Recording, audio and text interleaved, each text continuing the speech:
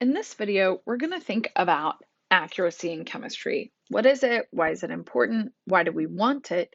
And how do we use that? This is going to set the foundation for how we collect measurements, analyze data, and really use numbers in general chemistry. So, being reliable in our measurement. So, we know that there's information that is bound into the units. What does the number mean?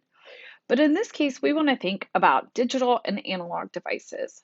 Now, a digital measurement device, such as a scale, so we could think about what that might look like.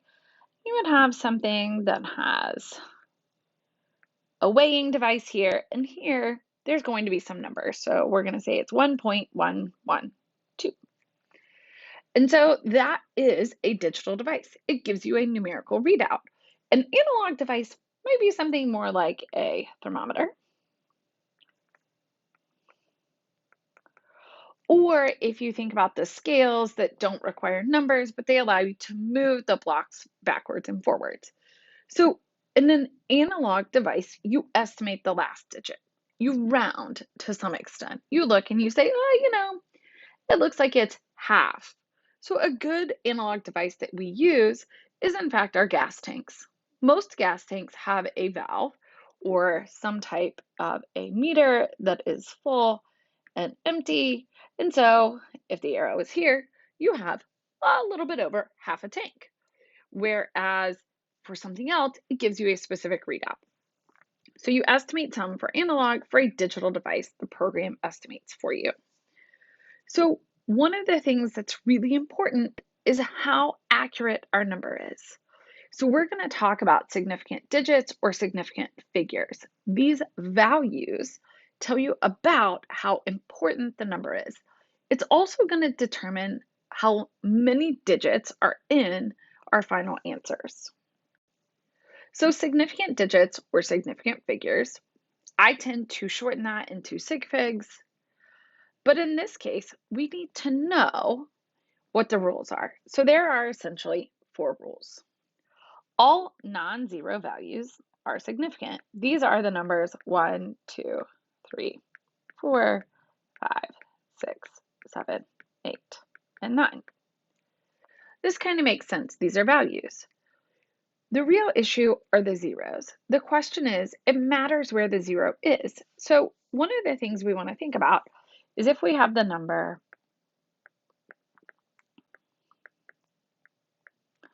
this number down here. So I'm going to highlight the rules and where they are located in the number. So zeros between non-zero digits. So we're going to make this statement blue. That's these 2 zeros here in the middle. They are significant.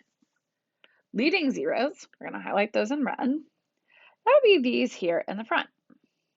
Not significant.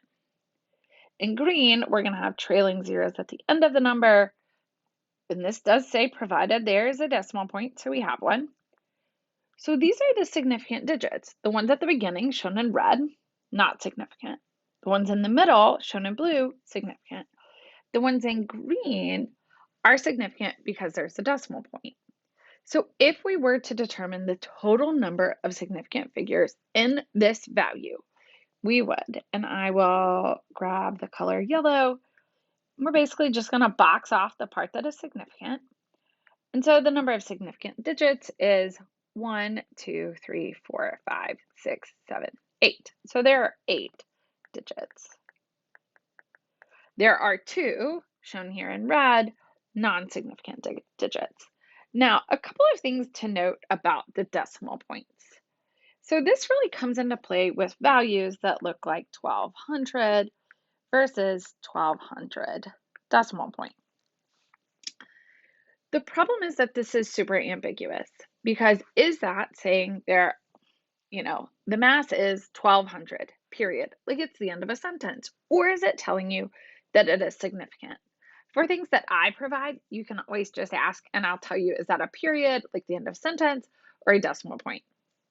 We will see this in different places throughout these videos and throughout our course where we see numbers where it has a decimal point.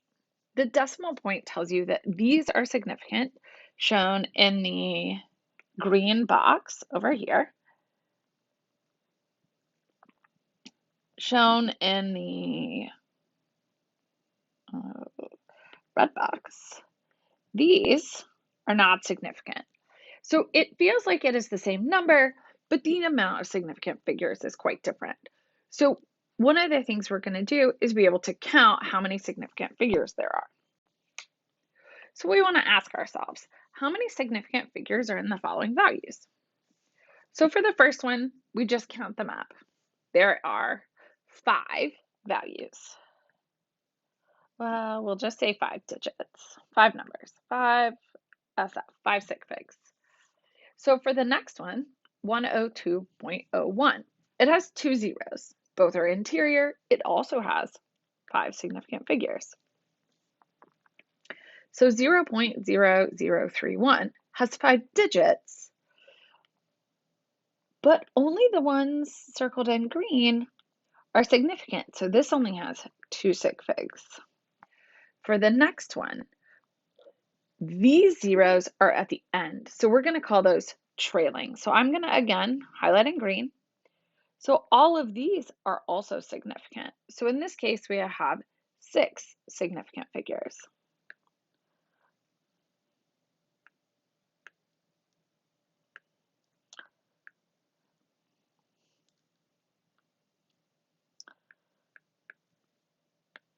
So for our last value, it is 2.98 times 10 to the 8th.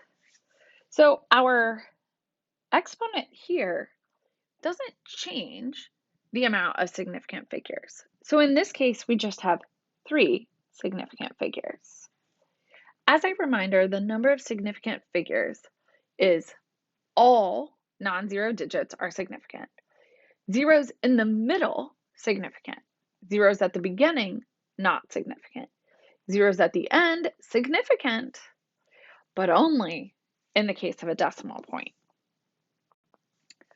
So the other thing is we need to really think about how significant figures are used in calculations. So the number of figures in a data point controls how many figures are found in the answer to a calculation. So we are going to do math basically that falls in one of 2 categories: multiplication, division, addition, subtraction.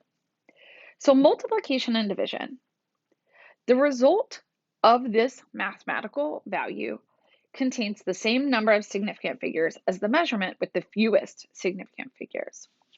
For example, if we have 2.1023 divided by 0.45, when you put this into your calculator, you should get something that looks like 4.67178.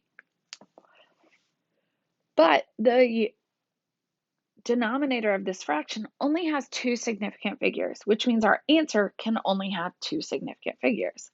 So we're going to have to modify that value. In a second, we will talk about rounding and the rules. But for now, I'll just give you a preview. We're going to round using pretty traditional numbers. So we have to have 2, which means that our significant figures have to fall here. So we're going to use the 7 highlighted in blue to round the value 6. So our final value is 4. A very interesting 4. Hold on. Let's fix that. It would give you 4.7. And I tend to write an arrow with an SF to annotate, hey, we're changing our sig figs. So addition or multiplication and division is pretty simple. Which value has the fewest numbers, and that's how many you get. So for addition and subtraction, the result has the same number of significant digits after the decimal place as the measurement with the fewest significant figures after the decimal place. The total number of significant figures is irrelevant. For example, if we have 12.21, we're going to add that to 93.1. When we add this up, we're going to get 105.31. Now, the number of significant figures is determined by the decimal point. So I like to line up my decimal points, as we can see here. We can see that our second value only has 1 digit after that. So we need to round to one digit after. So the value is 105.3. But you'll notice that the number of significant digits in our answer is 4. And this value only has 3. So if you add and subtract, the number of significant figures before the decimal point doesn't really matter in terms of this. So multiplication and division, it's the total number of sig figs. Addition and subtraction, it's the total after the decimal point.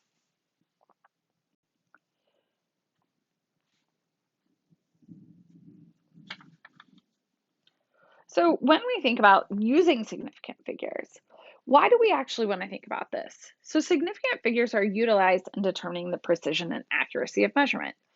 So accuracy is considered how close the measured value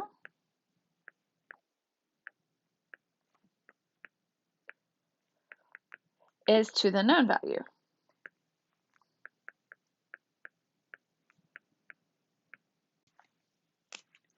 So this requires us to kind of know what the known value is, where precision is how close the measurements or the measured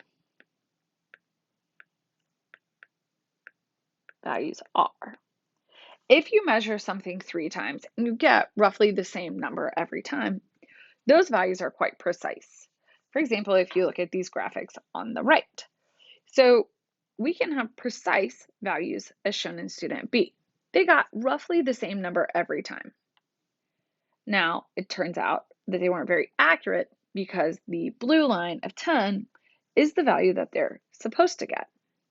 Student 1, shown all the way to the left, their values are kind of different every time, and even the average doesn't really get them to the true mass. So accuracy and precision can be independent of one another.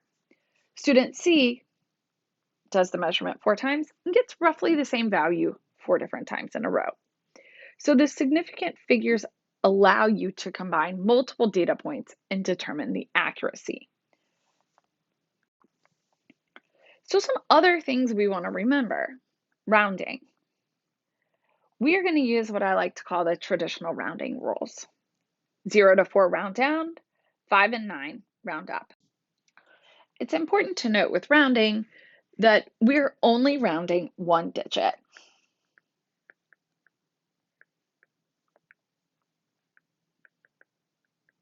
So if the value is 0.447 and we're rounding to one decimal place. This value here, the second 4, is the only thing that matters. So with one sig fig, we would get 0.4. We don't round the 7, doesn't round the 5, round the 4, round this 4. It's just the next closest digit.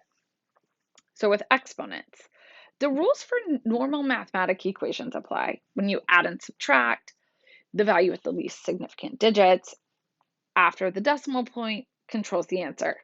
We won't typically add and subtract those in this course. In multiplication and division, it's the least number of significant figures controls the answer. These values and these rules basically help us think about how does significant figures work. So in this case, we want to think about these equations. So how many significant digits should be found in the answer to the following calculations? We're not thinking about what is the answer, just how many should be there. So for the first one, we have 4 sig figs divided by 3 sig figs. So the final answer should have 3 sig figs. So for the next one, we can think about after the decimal. So for this one here, we have 3 after the decimal place plus 2, which means that our final answer should have 2 after the decimal. For the next one, it is 3 sig figs multiplied by 3 sig figs. So that gives you just 3. Your final answer. For this last one, we have exponents. Now, it's easy to get tricky, to feel like these values add more or less significant figures. But for this one, it is 3 sig figs divided by 4 sig figs. Therefore, your answer can just have 3 significant figures. So significant figures give us a lot of information, and the number of them determines the answer to our calculations.